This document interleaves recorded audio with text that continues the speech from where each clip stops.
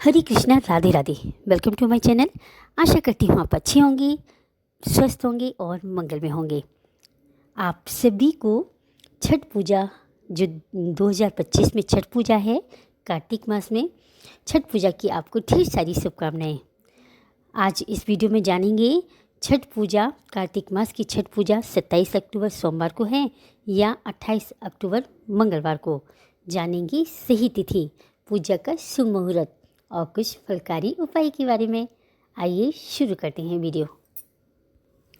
देखो, पंचांग के अनुसार साल में 2 बार छठ पर्व मनाया जाता है। कार्तिक शुक्ल पक्ष में आने वाला छठ कार्तिक छठ के नाम से प्रचलित है। छठ पर्व की शुरुआत चतुर्थी तिथि से होकर सप्तमी को इसका समापन किया जाता है। इस दिन सूर्यदेव और छठी मैया की पूजा होती है। दिवाली की तरह ही छठ पर्व को लेकर कन्फ्यूजन बना हुआ है, तो इसी कन्फ्यूजन को दूर करूंगी इस वीडियो में। जानेंगे 2025 में छठ पूजा कब है, शुभ तिथि कब है, पूजा का शुभ मुहूर्त क्या है, सूर्य को अर्घ हमें कब देना चाहिए, सही टाइम क्या है और इसका छठ पूजा का महत्व क्या है। ये सभी जानकारी मिलेंगी। प्लीज़ वीडियो वॉच करिएगा पूरी, तभी आपको पूरी जानकारी मिलेगी। आइए वीडियो शुरू करती हूँ। सबसे पहले छठ पूजा का शुभ मुहूर्त जान लेते हैं। साल 2025 में छठ पर्व 27 अक्टूबर सोमवार के दिन मनाया जाएगा। सृष्टि तिथि प्रारंभ होगी 27 अक्टूबर प्रातःकाल 6:04 पर। सृष्टि तिथि का समापन होगा 28 अक्टूबर प्रातःकाल 7:59 पर। नहाए खाए तिथि होगी 25 अक्टूबर को। खरना तिथि होगी 26 अक्टूबर को। संध्या अर्घ जो देते हैं 27 अक्टूबर को शाम को 5:40 पर। उगते सूरज को अर्घ देने का समय होगा, यानी व्रत का पारण 28 अक्टूबर प्रातःकाल 6:30 तक। 6:30 पर हम अपना व्रत खोलेंगे। आइए अब जानते हैं छठ पूजा विधि क्या रहने वाली है। शास्त्रों के अनुसार छठ पूजा 4 दिनों तक चलती है। पहला दिन नहाए खाए, दूसरा दिन खरना, तीसरा दिन संध्या अर्घ और चौथा दिन ऊर्सा अर्घ देने के साथ समाप्त होता है। व्रत रखने वाले व्रती पहले दिन स्नान के बाद सात्विक भोजन करते हैं। दूसरे दिन गुड़ की खीर और रोटी का प्रसाद बनाकर खाते हैं और तीसरा निर्जला व्रत शुरू करते हैं। तीसरे दिन वे सूर्य अस्त के समय सूर्य देव को नदी या तालाब के किनारे डूबते सूर्य को अर्घ देते हैं और अगले दिन सुबह उगते सूरज को अर्घ देकर व्रत का पारण किया जाता है, यानी व्रत खोला जाता है। अब छठ पूजा का महत्व जानते हैं। देखो, शास्त्रों के अनुसार छठ पूजा का महत्व सूर्य देव और छठी मैया के प्रति आभार व्यक्त करना है। मान्यता है कि छठ पूजा के दिन व्रत रखकर सूर्य भगवान और छठी मैया की उपासना करने से संतान की सभी प्रकार के कष्टों से रक्षा होती है। इसके अलावा संतान की खुशहाली और तरक्की के लिए ये व्रत बहुत ही महत्वपूर्ण माना जाता है।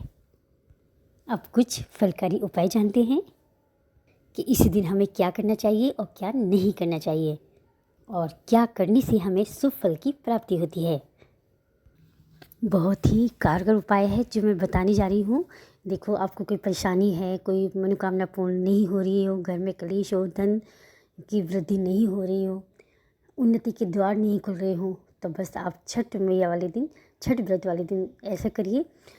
शाम को जब सूर्य अस्त होता है तो उनको जल में गंगा जल और गुड़ मिश्रित जल का अर्घ दीजिए और सुबह उगते सूरज को जल गंगा जल डालकर गुड़ डालकर उनको अर्घ दीजिए। फिर देखिए आपकी कैसी ज़िंदगी चेंज जाती है। एक बार ये ज़रूर करके देखिएगा। अब जानते हैं हमें क्या नहीं करना चाहिए। छठ पूजा का जो व्रत होता है वह कठिन माना जाता है, लेकिन अगर आप पहली बार छठ का व्रत कर रहे हैं तो इन बातों का ध्यान रखना आपके लिए बहुत ज़रूरी है। इससे सफलता और मनोकामना पूरी होती है अगर आप ये नियम फॉलो करेंगे तो। छठ पूजा में साफ सफाई का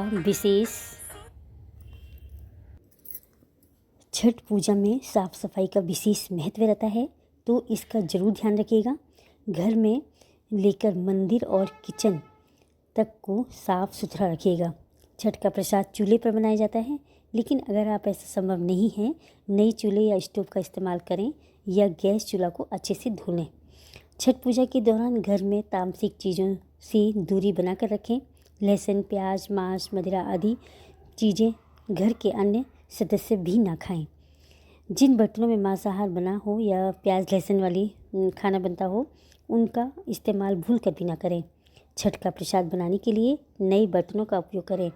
छठ पूजा में 3 स्टील या शीशे के बर्तनों का इस्तेमाल करें। नहाए खाए के दिन स्नान आदि का साफ कपड़े पहनकर ही तामसिक भोजन ना करें। साफ कपड़े पहनकर नहा धोकर सात्विक भोजन करना है। बिना प्याज लहसुन के ग्रहण करें। व्रत रखने वाली महिला या पुरुष जो भी हैं, ज़मीन पर ही सोना चाहिए। छठ का व्रत उगते सूर्य को अर्घ देने के बाद ही करें। छठ पूजा के लिए बांस से बनी सूप या टोकरी का ही इस्तेमाल करें। ये नियम आप अवश्य फॉलो करें। फिर देखिए छठी मैया कैसे प्रसन्न होती है और आपकी हर मनोकामना पूर्ण करती हैं। अगर वीडियो अच्छी लगी हो तो लाइक करें, कमेंट करें, मीनूज़ लाइफ स्टाइल को सब्सक्राइब करें। हरे कृष्णा, राधे राधे। मिलते हैं नेक्स्ट वीडियो में। जय श्री कृष्णा।